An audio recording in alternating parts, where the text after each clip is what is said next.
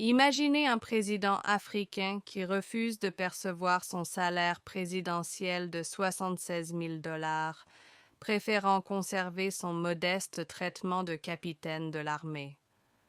Un leader qui réduit les salaires de ses ministres de 30%, augmente ceux des travailleurs de 50% et consacre les économies réalisées à la construction d'écoles, d'usines et d'hôpitaux. Un dirigeant qui, en seulement 2 ans, a transformé son pays en un modèle de développement autonome et de gouvernance éthique. Ce leader, c'est le capitaine Ibrahim Traoré, président du Burkina Faso depuis 2022. Dès son accession au pouvoir, Traoré a refusé le salaire présidentiel, préférant conserver celui de capitaine de l'armée. Il a également imposé une réduction de 30% des salaires ministériels et une augmentation de 50% des salaires des fonctionnaires, redistribuant ainsi les ressources vers les plus nécessiteux. Les économies réalisées ont été investies dans des infrastructures essentielles, écoles, hôpitaux et usines. Sous sa direction, le Burkina Faso a connu une croissance économique significative, avec un PIB passant de 18,8 milliards à 22,1 milliards de dollars.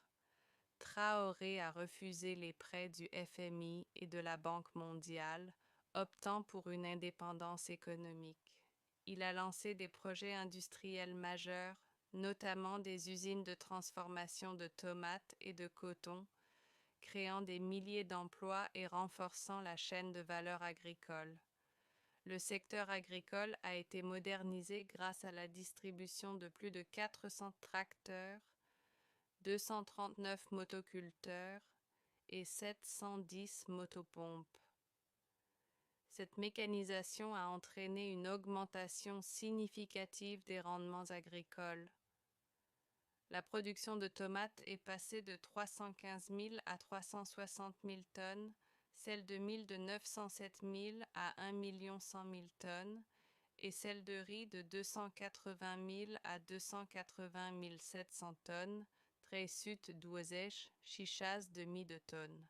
Face aux menaces terroristes, Traoré a instauré une doctrine de réponse rapide, ordonnant à l'armée d'intervenir dans les 24 heures suivant une attaque.